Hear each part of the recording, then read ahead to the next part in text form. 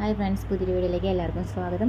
നമ്മൾ ഇന്നത്തെ വീഡിയോയിൽ നമ്മുടെ സാധനങ്ങളൊക്കെ തയ്ക്കുന്ന സാധനങ്ങളായിക്കോട്ടെ, അതല്ലാത്തവരാണെങ്കിൽ നിങ്ങളുടെ വീട്ടിലുള്ള ഫോണ്, ചാർജർ അങ്ങനെയുള്ള സംഭവങ്ങളൊക്കെ ആയിക്കോട്ടെ, മറ്റെന്തെങ്കിലും സാധനങ്ങളായിക്കോട്ടെ, ഇതൊക്കെ നമുക്ക് കുറഞ്ഞ സ്ഥലത്തിനുള്ളിൽ ഓർഗനൈസ് ചെയ്ത് വെക്കാൻ പറ്റാവുന്ന ഒരു നല്ലൊരു ഓർഗനൈസറാണ് നമ്മൾ ഉണ്ടാക്കാൻ പോകുന്നത്. അതിനായിട്ട് നമുക്ക് വേണ്ടത് നമ്മുടെ വീട്ടിലുള്ള കുറച്ച് കട്ടിയുള്ള ക്ലോത്താണ് വേണ്ടത് കേട്ടോ.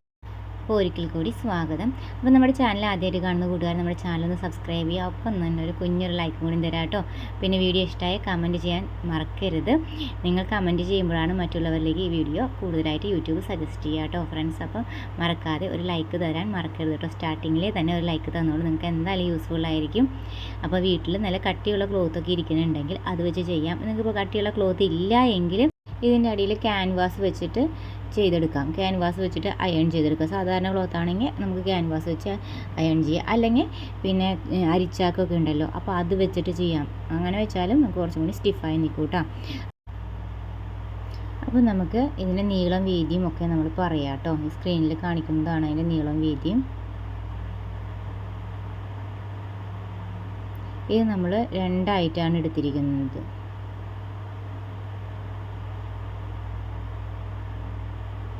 ഇനി നമ്മുടെ ഒരു നോച്ചസ് ഇട്ട് കൊടുക്കുന്നുണ്ട്. അത് അവിടെയാണ് സെൻറ്റർ, അത് കട്ട് ചെയ്യുന്നുണ്ട് കേട്ടോ. അതിന് വേണ്ടി കട്ട് ചെയ്യാൻ വേണ്ടിയിട്ടാണ് ഇവിടെ നോച്ചസ് ഇട്ട് കൊടുത്തത്.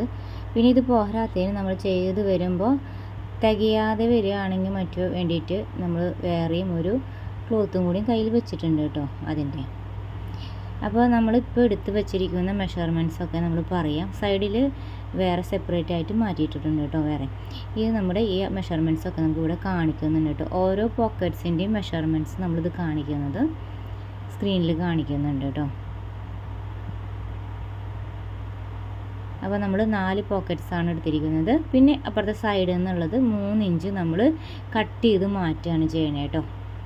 അപ്പോൾ ബാക്കിയുള്ളതാണ് നമ്മൾ എടുക്കുന്നത്. അതിൻ്റെ വീതിയായിട്ട് 16 ഇഞ്ചാണ് വീതിയായിട്ട് എടുത്തിരിക്കുന്നത്. നീളം അത് തന്നെ. ഓക്കെ, ഇനി നമുക്കത് കട്ട് ചെയ്തെടുക്കാം.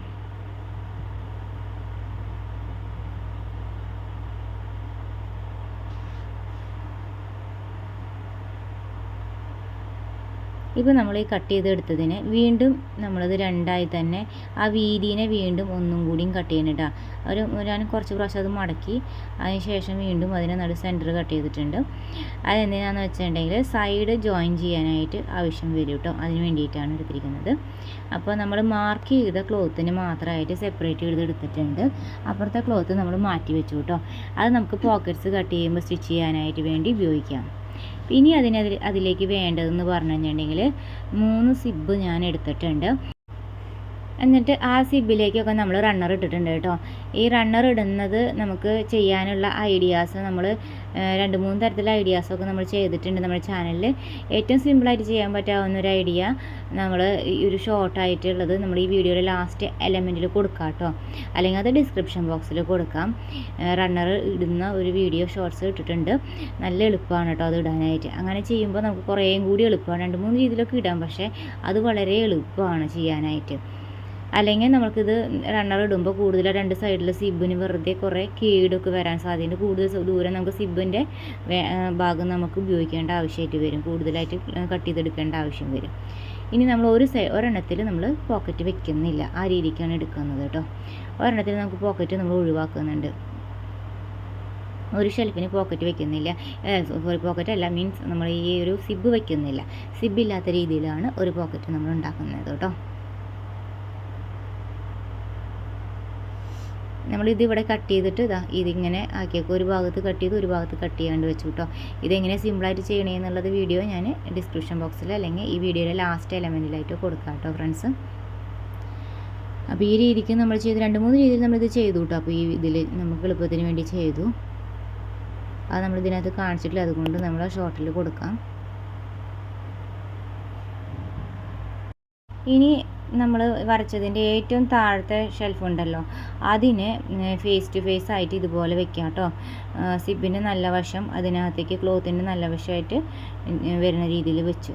അങ്ങനെ വെച്ച ശേഷം ആദ്യം തയ്ക്കുക. തയ്ച്ച ശേഷം വീണ്ടും അതിനെ സിബ് നിവർത്തി വെച്ചിട്ട് പതിച്ചടിക്കുക കേട്ടോ. അങ്ങനെ ചെയ്തെടുക്കാം. വേണമെന്നുള്ളവർക്ക് പൈപ്പിംഗ് ഫൂട്ട് മാറ്റിയിടാവുന്നതാണ് കേട്ടോ. നമ്മൾ ഈ ഫൂട്ട് വെച്ചിട്ട് തന്നെയാണ് ചെയ്യുന്നത്. ഇങ്ങനെ വെച്ചിട്ടും ചെയ്യാവുന്നതാണ്. ബുദ്ധിമുട്ടുള്ളവർക്ക് അത് എളുപ്പത്തിന് ചെയ്യണമെന്നുണ്ടെന്നുണ്ടെങ്കിൽ നിങ്ങൾക്ക് വേണമെങ്കിൽ പൈപ്പിംഗ് ഫൂട്ട് മാറ്റിയിടാവുന്നതുമാണ് കേട്ടോ. അങ്ങനെ ചെയ്യുമ്പോൾ കുറച്ചും കൂടി എളുപ്പം ഉണ്ടാവുന്നതാണ്.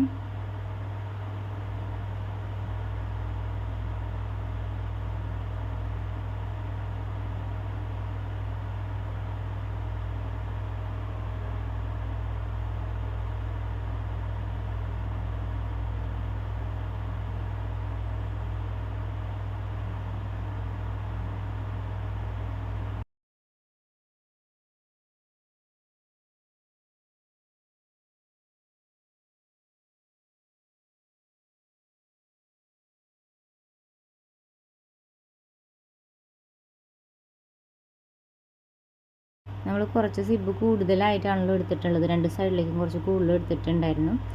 അപ്പോൾ നമ്മൾ സ്റ്റിച്ച് ചെയ്ത് കഴിഞ്ഞ ശേഷം നമുക്ക് ബാലൻസ് വരുന്നത് അത് ഈക്വൽ ചെയ്തിട്ട് നമുക്ക് ഒപ്പാക്കിയ ശേഷം കട്ട് ചെയ്ത് മാറ്റാവുന്നതാണ് കേട്ടോ. റണ്ണർ ഇടുമ്പോൾ ചിലപ്പോഴൊക്കെ സാധാരണ രീതിയിലൊക്കെ ഇടുമ്പോഴൊക്കെ കുറച്ച് ഭാഗം സിബിൻ്റെ ഭാഗം കേട് വരാൻ സാധ്യതയുണ്ട്. അതുകൊണ്ടാണ് നമ്മൾ കുറച്ച് കൂടുതൽ എടുക്കുന്നത് കേട്ടോ. അത് വളരെ അധികമല്ല, 2 സൈഡിലേക്ക് ഒരു ഹാഫ് ഇഞ്ചസ് എടുത്താലും മതി. അതിനുശേഷം മെയിൻ ക്ലോത്ത് സിബിൻ്റെ നല്ല വശത്തുമായിട്ട് വെക്കുക. എന്നിട്ട് 1/4 ഇഞ്ചിൽ തയ്ച്ച് വരിക.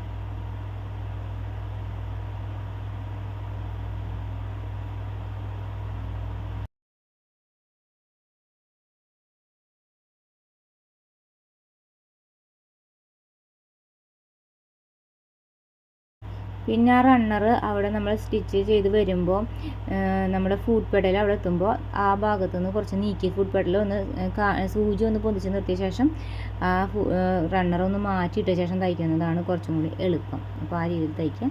ഇപ്പോൾ തയ്ച്ച് കഴിഞ്ഞ ശേഷം വീണ്ടും എഗെയിൻ ഒന്നുകൂടി പതിച്ചടിക്കണം കേട്ടോ. അപ്പോൾ കുറച്ചും കൂടിയും ഫിനിഷിങ്ങിൽ നിൽക്കുള്ളൂ. ഈ ലൈനിൽ വീണ്ടും നമ്മൾ ഒന്നും കൂടിയും പതിച്ചടിക്കണം. അത് ചെയ്തിട്ടുണ്ട്. ഇനി നമുക്ക് താഴത്തെ ഭാഗത്തെ റാക്ക് ആയതുകൊണ്ട് ഷെൽഫ് ആയതുകൊണ്ട് കുറച്ച് കൂടുതൽ സാധനങ്ങൾ കൊള്ളാൻ വേണ്ടിയിട്ട് ബൾക്കായിട്ട് സാധനങ്ങൾ വെക്കാനായിട്ട് പറ്റാൻ വേണ്ടിയിട്ട് സാധാരണ വിട്ടിട്ട് കുറച്ച് അതിൻ്റെ ഉള്ളിൽ സ്പേസ് കൂടുതൽ കിട്ടാൻ വേണ്ടിയിട്ട് ഇതുപോലെ ഒരു ഐഡിയ ചെയ്തിട്ടുണ്ട് കേട്ടോ. ഇത് ഞാൻ പറഞ്ഞുതരാം എങ്ങനെയാണെന്ന് നോക്കിക്കോളൂ. ഇതുപോലെയാണ് ഞാൻ മടക്കുന്നത്. ഇനി കുറച്ചും കൂടി ഐഡിയ പറഞ്ഞുതരാം. വേറെ രീതിയിലും കൂടി ഒരു ഐഡിയ പറഞ്ഞുതരാം.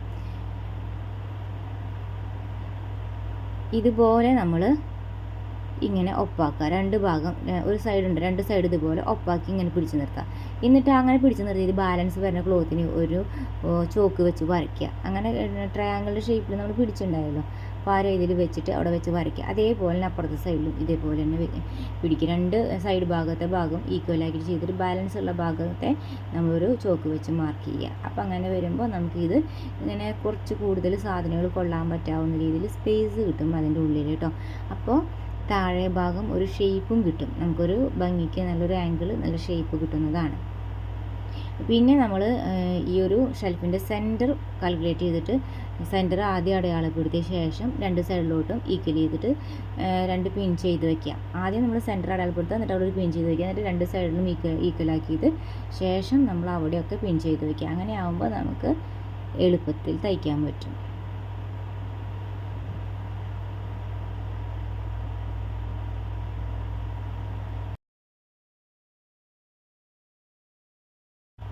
നോക്കിക്കോളൂ ഇതെങ്ങനെ ചെയ്തിരിക്കുന്നത്. ഇതേപോലെ നമ്മളത് സെൻറ്ററിൽ ഒരു അടയാളപ്പെടുത്തി, മനസ്സിലായി. പിന്നെ ആ അറ്റത്ത് നിന്ന് തയ്ച്ച് ഇതേ കൂടെ വരിക. ആ സൈഡ് ഭാഗം വരെ തയ്ച്ച് വരിക. 1/4 ഇഞ്ചിലാണ് കേട്ടോ തയ്ക്കുന്നത്. ഈ 1/4 ഇഞ്ചിൽ തയ്ക്കുന്ന ഭാഗത്തെ നമ്മൾ ഇപ്പോൾ ഈ ഒരു ഇതിൻ്റെ ക്ലോത്ത് പുറത്തേക്ക് നിൽക്കുന്ന പോലെയാണ് നിൽക്കുന്നത്. അപ്പോൾ നമ്മൾ ഇതിൻ്റെ ഫിനിഷിങ് കിട്ടാൻ വേണ്ടിയിട്ടാണ് നമ്മൾ നേരത്തെ സൈഡ് ഭാഗത്തു നിന്ന് കട്ട് ചെയ്ത് ക്രോസ് പീസ് അല്ല, നമ്മൾ ക്രോസ് പീസ് ആണെങ്കിൽ കുറച്ചും കൂടി ഭംഗിയുണ്ടാകും. പക്ഷേ ക്രോസ് പീസിൻ്റെ ആവശ്യമില്ല. ഇതിനകത്ത് ഭൂരിപക്ഷം ഭാഗം സ്ട്രെയിറ്റ് ആയിട്ടാണ് വന്നിരിക്കുന്നത്. ഈ 2 സൈഡിലുള്ള ക്രോച്ചസിൻ്റെ ഭാഗം മാത്രമേ ഇതിനകത്ത് ചെറിയ രീതിയിൽ വരുന്നുള്ളൂ. അതുകൊണ്ട് തന്നെ നമുക്ക് അതിൻ്റെ അത്ര ആവശ്യമില്ല. നമുക്കത് കട്ട് ചെയ്തിട്ട് ചെറുതായിട്ട് ഉള്ളിൽ സ്റ്റിച്ച് ചെയ്ത ശേഷം ജസ്റ്റ് ഇടയിലൊരു കട്ട് ചെയ്ത് കൊടുത്തു കഴിഞ്ഞിട്ടുണ്ടെങ്കിൽ അത് നല്ല ഫിനിഷിങ്ങിൽ തന്നെ നിന്നോളും. അപ്പോൾ സ്ട്രെയിറ്റ് പീസാണ് എടുത്ത് വെച്ചിരിക്കുന്നത്, ക്രോസ് പീസ് അല്ല എടുത്ത് വെച്ചിരിക്കുന്നത് കേട്ടോ. അപ്പോൾ ഇത് കാലിഞ്ചിൽ നമ്മൾ തയ്ച്ച് പോയി ഈ ഭാഗം നമ്മൾ സ്ട്രെയിറ്റ് പീസ് വെച്ചിട്ട് തന്നെയാണ് നമ്മൾ ഫിനിഷിങ് ചെയ്യുന്നത്. അത് ചെയ്യുമ്പോൾ ചെയ്യാനുള്ളൊരു ഐഡിയ നമ്മൾ പറഞ്ഞുതരാം ഈ വീഡിയോയിൽ. അതൊരു പ്രധാന പോയിൻ്റാണ് കേട്ടോ. ചെയ്യുമ്പോൾ കുറച്ച് ഫിനിഷിങ് കിട്ടാനായിട്ടുള്ള ഐഡിയ ആണ് കേട്ടോ അത്. ആ രീതിക്ക് ചെയ്യുമ്പോഴായിരിക്കും കുറേ കൂടി പെർഫെക്ഷൻ ആയിട്ടിരിക്കുക. പിന്നെ തയ്ച്ച് കഴിഞ്ഞ ശേഷം ബാലൻസ് നിൽക്കുന്ന ആ സൈഡ് ഭാഗം ഉണ്ടല്ലോ, ആർച്ച് പോലെ നിൽക്കുന്ന ഭാഗം, അത് നമ്മൾ ബാലൻസ് വരുന്നത് കട്ട് ചെയ്ത് കളയാം കേട്ടോ, താഴെ ഭാഗത്തത്. അപ്പോൾ പെർഫെക്റ്റ് ആയിട്ടുള്ള ലുക്ക് കിട്ടും. നല്ല ഭംഗിയാണ് ഇതിനകത്ത് ഇങ്ങനെ വെക്കാനായിട്ട്. കുറേ സാധനങ്ങൾ അതിനകത്ത് കൊള്ളുകയും ചെയ്യും. അതേപോലെ തന്നെ ബാക്കിയുള്ളതൊക്കെ നമ്മൾ തയ്ച്ചെടുത്തിട്ടുണ്ട് കേട്ടോ. ഒരു റാക്ക് മാത്രം നമ്മൾ സിബ് വെക്കാതെ ചെയ്തിട്ടുണ്ട്. ഇതെന്തിനാണെന്ന് വെച്ചിട്ടുണ്ടെങ്കിൽ ഇപ്പോൾ നമുക്ക് സ്റ്റിച്ചിങ്ങിൻ്റെ സാധനങ്ങളൊക്കെ വെക്കാൻ വേണ്ടിയിട്ടാണ്. ഫോണൊക്കെ വെക്കാൻ പറ്റും ഇങ്ങനെ ഹാങ് ചെയ്ത് വെച്ചിട്ട്. നമ്മളിപ്പോൾ ജനലുമ്മിലാടുന്നതെന്ന് വെച്ചിട്ടുണ്ടെങ്കിൽ നമ്മൾ അതുപോലെ നമ്മുടെ ഫോണൊക്കെ ചാർജ് ചെയ്യുന്ന ഭാഗത്താണ് നമ്മളിപ്പോൾ ചുമരുമേലാണ് വല്ല ആണി അടിച്ച് വെച്ചിട്ടുണ്ടെങ്കിൽ അതുമേലാണ് ഇത് ഹാങ് ചെയ്ത് വെക്കണമെന്ന് വെച്ചിട്ടുണ്ടെങ്കിൽ നമുക്ക് ഫോണൊക്കെ ചാർജ് ചെയ്യാനൊക്കെ ആയിട്ട് ഉപയോഗിക്കാനും, എടുത്തു കഴിഞ്ഞ് അതിൽ തന്നെ വെക്കാനും, ഫോണൊക്കെ അതിൽ വെക്കാനൊക്കെ ആയിട്ട് പറ്റും. ചാർജറുകളും അതിനകത്ത് വെക്കാൻ പറ്റും. ആ രീതിയിലേക്ക് എളുപ്പമുണ്ട്. അല്ല നിങ്ങൾക്ക് വാർഡ്രോബിനുള്ളിൽ ഓർഗനൈസറായിട്ട് വെക്കണം, നിങ്ങൾക്ക് മറ്റെന്തെങ്കിലും ഐറ്റംസാണ് വെക്കാനുള്ളതെന്ന് വെച്ചാൽ ആ രീതിക്കും വെക്കാൻ പറ്റാവുന്നതാണ് കേട്ടോ. ഇത് നമ്മൾ പൈപ്പിങ് ചെയ്യുമ്പോൾ, അതായത് ഈ സൈഡ് നമ്മൾ ജോയിൻ ചെയ്യുമ്പോൾ എന്താ ചെയ്യേണ്ടതെന്ന് വെച്ചിട്ടുണ്ടെങ്കിൽ പൊട്ട വശത്തു നിന്ന് നല്ല വശത്തേക്ക് വരുന്ന രീതിയിൽ വേണം ചെയ്യാനായിട്ട്. നല്ല വശത്തേക്ക് ആയിരിക്കണം നമ്മൾ ലാസ്റ്റ് ഫിനിഷിങ് ചെയ്യേണ്ടത്. അപ്പോഴാണ് നമുക്ക് ആ സൈഡിൽ പെർഫെക്റ്റായിട്ട് ഈക്വലായിട്ട് ചെയ്യാനായിട്ട് പറ്റുള്ളൂ കേട്ടോ. അതിനൊരു ഫിനിഷിങ് കൂടുതലാണ്. പിന്നെ ഈ ഒരു സൈഡ് ഇങ്ങനെ ആർച്ച് പോലെ നിൽക്കുന്ന ഭാഗത്ത് ഉള്ളിലൊക്കെ ഒന്ന് കട്ടിങ് കൊടുത്ത ശേഷം വേണം ചെയ്യാനായിട്ട്. അപ്പോൾ ചെയ്യുമ്പോൾ നല്ല ഫിനിഷിങ് കിട്ടും. നല്ല വശത്തേക്ക് ഇതുപോലെ മടക്കി എടുക്കണം കേട്ടോ. ഇങ്ങനെ നമുക്ക് എടുക്കുമ്പോഴാണ് ഫിനിഷിങ് കൂടുതൽ വരുന്നത്. ഈക്വൽ വീതിയിലേക്ക് വരും. ചിലത് നല്ല വശത്തു നിന്ന് പൊട്ട വശത്തേക്ക് ചെയ്യണമെന്ന് വെച്ചാൽ നമുക്കത് ഈക്വൽ ആണോ അല്ലേന്നൊന്നും നമുക്ക് മനസ്സിലാവാൻ പറ്റില്ല കേട്ടോ. ആ രീതിയിൽ ചെയ്യുന്ന ആളുകളുണ്ട്. പക്ഷെ അതങ്ങനെ ചെയ്യരുത്. അങ്ങനെ ചെയ്യുമ്പോൾ ഫിനിഷിങ് കിട്ടില്ല. ഭംഗി ഉണ്ടാവണം എന്നുണ്ടെങ്കിൽ അതിനനുസരിച്ച് ചെയ്യണം കേട്ടോ. അപ്പോൾ നമ്മൾ ചെയ്ത് കഴിഞ്ഞിട്ടുണ്ട്. നമ്മൾ ചെറിയ പോക്കറ്റ്സിലൊക്കെ നമുക്ക് ചെറിയ മെഷീൻ ഓയിൽ വെക്കാനൊക്കെ പറ്റും. ചെറിയ കത്രികയൊക്കെ ആണെങ്കിൽ ആ ചെറിയ പോക്കറ്റിൽ ഇങ്ങനെ വെക്കാൻ പറ്റും കേട്ടോ. അപ്പോൾ അത് ചെറിയ കത്രിക ആകുമ്പോൾ താഴത്തേക്ക് എൻ്റെ കത്രികയുടെ അഡ്ജസ്റ്റ് ഒന്നും കുത്തി കൊള്ളൊന്നുമില്ല. അപ്പോൾ നമുക്ക് ആവശ്യത്തിനനുസരിച്ച് ഉപയോഗിച്ച് കഴിഞ്ഞ് എടുത്ത് വയ്ക്കാനും എളുപ്പമുണ്ട്. കുറച്ച് വലിപ്പമുള്ള റാക്കിൽ നമ്മൾ ഫോണാണ് വെക്കുന്നത്. ബാക്കിയുള്ളതിലൊക്കെ നമുക്ക് ഫോണിൻ്റെ ചാർജർ, പിന്നെ സ്റ്റിച്ചിങ്ങുമായി ബന്ധപ്പെട്ട സാധനങ്ങളൊക്കെയാണ് വെക്കുന്നത്. മെഷീൻ ഓയിലും കാര്യങ്ങളൊക്കെയാണ് കുഞ്ഞ് റാക്കിൽ വെക്കുന്നത്. കുഞ്ഞ് റാക്കിൽ തന്നെ ഒരു ചെറിയ സിസറാണ് വെക്കുന്നത്. അതൊക്കെ നല്ല രസമായിട്ട് വെക്കാനായിട്ട്. അപ്പോൾ വീഡിയോ ഇഷ്ടമായി ലൈക്ക് ചെയ്യുക, സബ്സ്ക്രൈബ് ചെയ്യുക. താങ്ക്